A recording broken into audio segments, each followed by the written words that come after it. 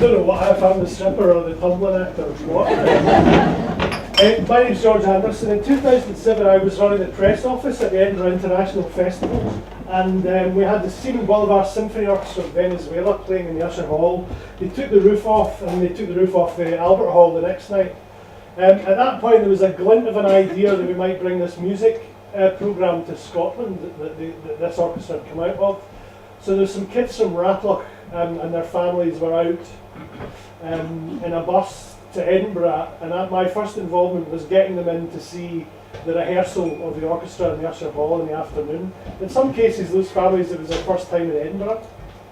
And being a PR man and full of chat, I stood outside the Usher Hall on the steps as they were leaving and said, if you guys work hard, maybe one day you'll be in a big orchestra like that. Little did I know that within 5 years some of those children would be playing with the Simon Bolivar Symphony Orchestra on TV. So that's me sneaked a few extra bits there before I start my first space bar. In the mid-1970s in Venezuela, a gentleman called Maestro Abreu started teaching children how to play music together. There was 12 turned up the first week in a parking garage. Today there are 500,000 of them. They've produced some of the finest classical musicians in the world. But beyond that and behind that, there's a more exciting story.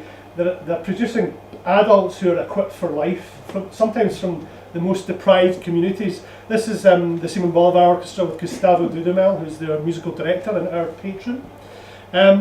We thought we would start a charity to bring this notion to Scotland, and Ratloch and Stirling was identified as the place to start. We started in 2008, and we start right at the beginning with babies. This is from Baby Noise in Ratloch. Shaky eggs are all the rage.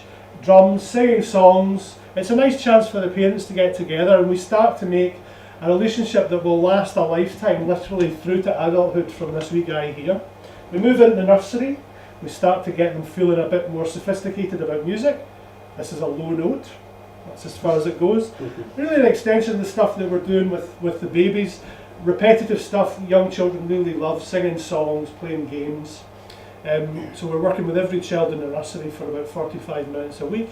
These are high notes. And I'll say for the first time now, this is not a music project. It looks and sounds like one, but we didn't start our charity because we thought Scotland was short of musicians. We're offended by the fact that children from some communities don't have the destinations in life open to them that everybody else has. So we're really aiming to equip these children to meet their full potential across all areas of their lives. We go into primary school, we're working in the curriculum, and the children in primary 2 now build their own instrument the first time around. This is the paper orchestra. What's different about Systema is from traditional music making education is it's all about the ensemble from the start. You're in an orchestra straight away, and this is our first paper orchestra in Ratloch. You learn to cooperate with each other, so it's not you on your own learning an hour a week and being bored. You learn the music together all the time, and it's very immersive. It's a major part of your life. It's not just an hour a week. So before very long, the paper instruments, and it's round about now that this is happening, are swapped for the real thing. This was our first birthday in the Albert Halls in Stirling. The BBC were going to film it, and when I said Albert Halls, they said, oh, we'll need to speak to London, see if we can get a camera crew. I thought we meant the Albert Hall, but actually, you know what? We will get to the Albert Hall one day. I've no doubt about it. We've played all of the main places in Scotland so far. After a couple of years, we bring in woodwind, brass and percussion. This is some of our shy and retiring woodwind players.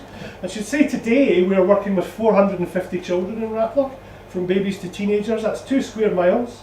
We work with 75% of the primary school age population at any given time. So to not be a musician in Ratloch now takes quite a bit of effort. There's some of the brass guys there. We're working very intensively with them. These children get 10.5 hours outside school with us a week. So it's a massive part of their lives, and they romp on musically and socially as a result of it. They're very confident children now. They're able to go into any circumstance and talk about the work and talk about their music and their lives. It's all about being part of the orchestra, and the social impact of it is basically you're cooperating to make the beautiful thing happen in the moment. And what that really does is skill them up for so much in life.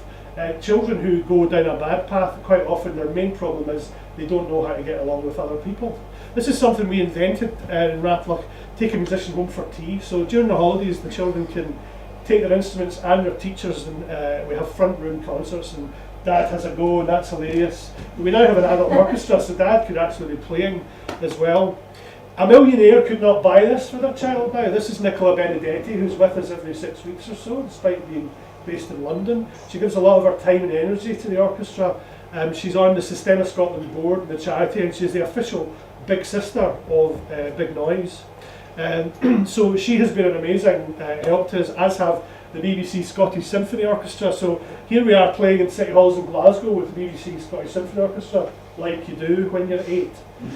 So this is Dylan here. So the children have, they're exposed to the very best that's available, and their day-to-day teachers are some of the best musicians who still play as part-time freelancers. In 2012, you probably know, we launched the London 2012 festival here.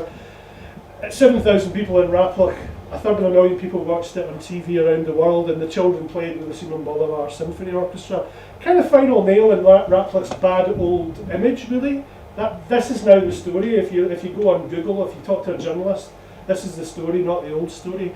Last year we got 10 children into the National Youth Orchestra of Scotland. This year we got 13 from 2 square miles of the most deprived community in Scotland.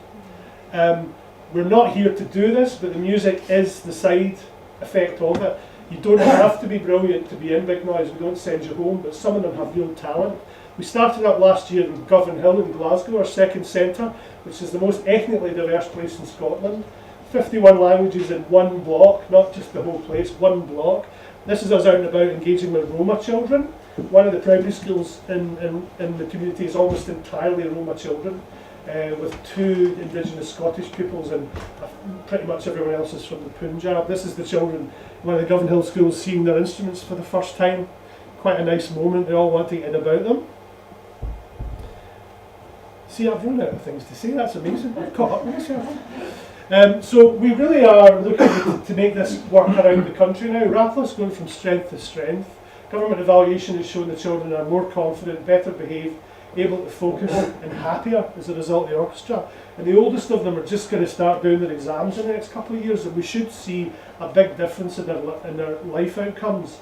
And they're going to be measured in Raploch and Govan Hill for their ongoing health outcomes, things like smoking, alcohol as they become adults, what jobs they end up with. So we're hoping to prove that really landing a symphony orchestra in the middle of a deprived community is actually a very good way of regenerating, of transforming lives with music, and the music's not bad too. Thank you.